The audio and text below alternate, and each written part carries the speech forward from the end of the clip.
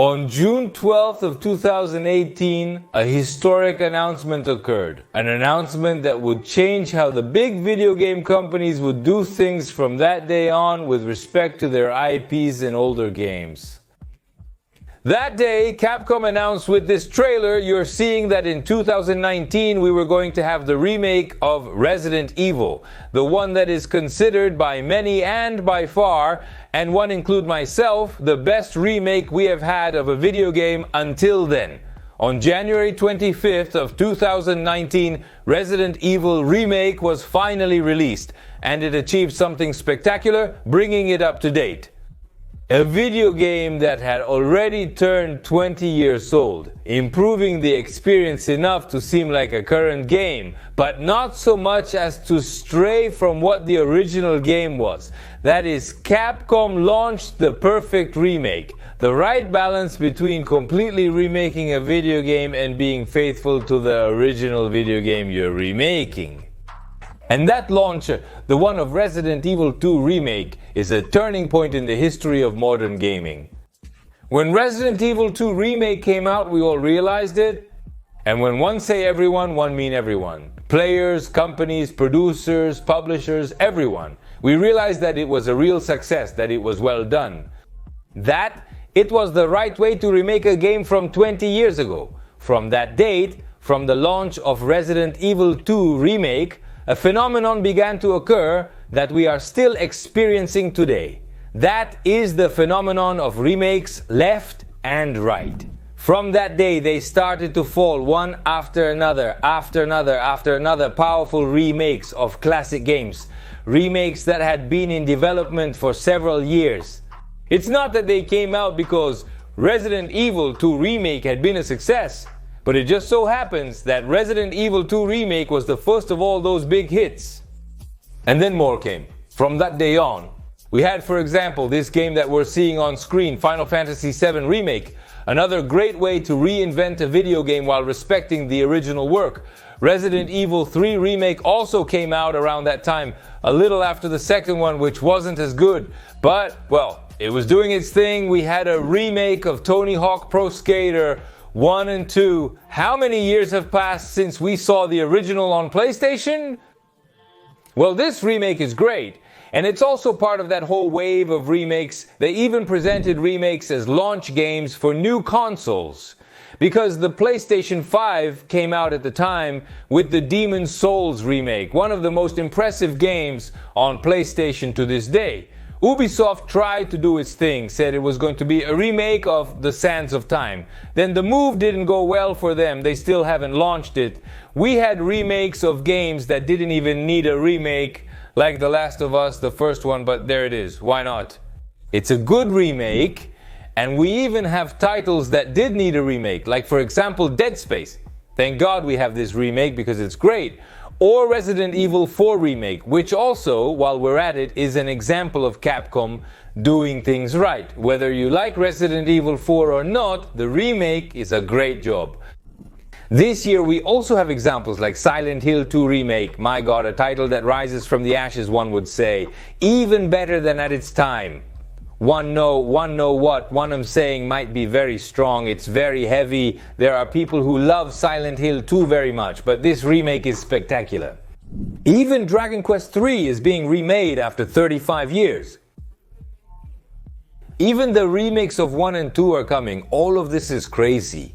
It started happening with a lot of force after Resident Evil 2 Remake. Next year, supposedly, a Splinter Cell remake is coming, which is not known if it's cancelled. It's not there. Great, The Witcher 3 Remake, Metal Gear Solid 3 Delta. Snake Eater Remake, Super Plus Max. Pain 1 and 2 Remake, The Sands of Time Should Fall. One thinking. 2026 Gothic, Dragon Quest 1 and 2 Onimusha, Okami that were recently announced. That would also fall in 2026 and so many other video games, or rather so many other remakes. Resident Evil 2 Remake is not responsible for their being. There's been a wave of remakes lately that invades us today, We even see remakes being nominated for best games in various categories. It's not all thanks to or because of or as a result of Resident Evil 2 Remake. But yes, there is a point. We have to mark some point in history, and it is marked by the release of that game. At that time, the big companies, the big studios realized that by remaking a video game that they had already made decades ago, they saved a lot of work. Like, for example, rewriting a script, or why not, the voice acting. Because there are even remakes that reuse parts of the sounds, the voice acting or things.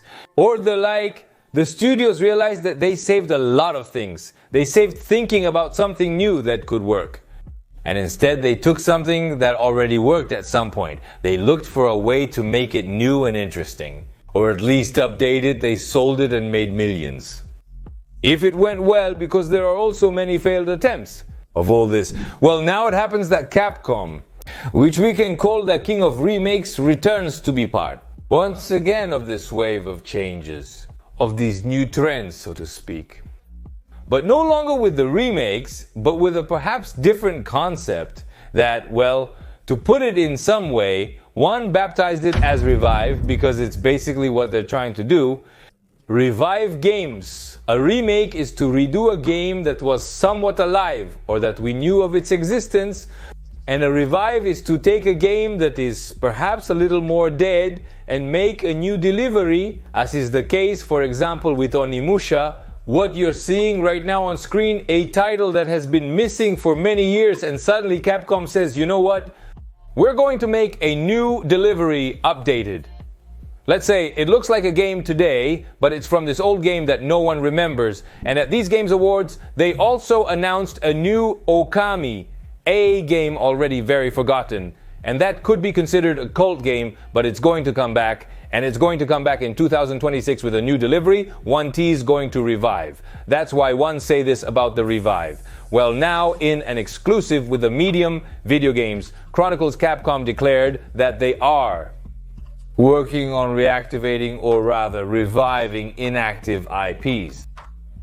Beyond Onimusha and Okami, apparently, just like what they did in 2019 with the Resident Evil 2019 remake, they are starting with a new stage. And in this new stage, they no longer just want, well, make remakes and nothing more, but directly revive old IPs, in addition to regularly releasing new major titles.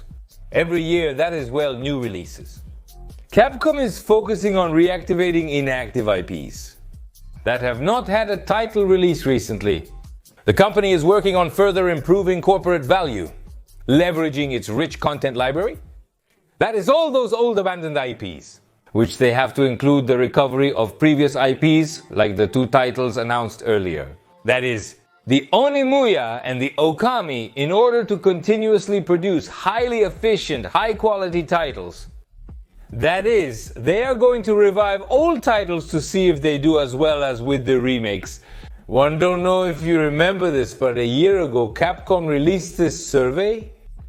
One told you go vote in this survey. One important things are coming from Capcom, a survey where, well, 250,000 people participated. And Capcom asked all these people what their favorite video games were, what they would like to see in the future, which titles are their favorites, which titles require a new installment, and other things. That is, a year ago Capcom was conducting a market study directly with its fans to see what they would revive. In fact, Okami is among the titles that people voted for. Capcom conducted a survey on their favorite games divided by male and female participants, and also dividing by country, whether they were Japanese or from the rest of the world. It's very funny because between 30 and 40 years old, 50 and 60 years old, Dino Crisis is first as a title that should return. And in second place is Okami, precisely. One don't see Onimusha very present here. Anyway, they asked people everywhere what their favorite titles were, which titles should come back, what titles need a new installment and stuff like that. All this with the very clear goal of doing what people are expecting, and nothing else. That's what Capcom did at the time with Resident Evil 2 remakes, because yes, remakes exist. Long before Resident Evil 2 remake, the remasters too, and even this thing about reviving new games has existed for a long time. before Capcom even thought about saying they're going to start reviving games. But as with any phenomenon, whether it's artistic, social, cultural, political, or whatever, there's always a turning point, always an event that marks a before and after. In the matter of remakes, well, Resident Evil 2 Remake, before that remake, remakes were something else. Pokemon had released several remakes, or rather, reversions. They were perceived differently. And there were very decent attempts to remake old games, but after Resident Evil 2 Remake, things changed a lot. There was a different approach to how to make a remake, on how to make it appealing to the usual players. And for new players, well, it may be that right now with the release of the new Onimusha, which is still missing, and with the release of the new Okami, which is still missing, we may also be facing another one of these turning points in the history of gaming, where things change. Reviving old games is something the gaming industry has done for a long time. But conducting a field study, seeing what your fans want, and conducting very long surveys to find out in what way, how and when the game should return. And put your studios to develop new installments of already forgotten sagas, but that were famous at the time, or had an impact in the way Capcom is doing it. Well, that is new, and maybe right now we are facing one of those turning points where things change. Capcom is doing this today. Perhaps it will be replicated in 2 or 3 years by the competition, by the rest of the companies, in the same way they replicated Resident Evil 2 Remake. There are titles that would not exist if it were not for Resident Evil 2 Remake. In fact, from Remedy, they said at the time that Alan Wake 2 would not exist if it were not for Resident Evil 2 Remake. You say, well, but why? Because Resident Evil 2 Remake showed that those players are still there, they are still interested. That genre, that title, that story.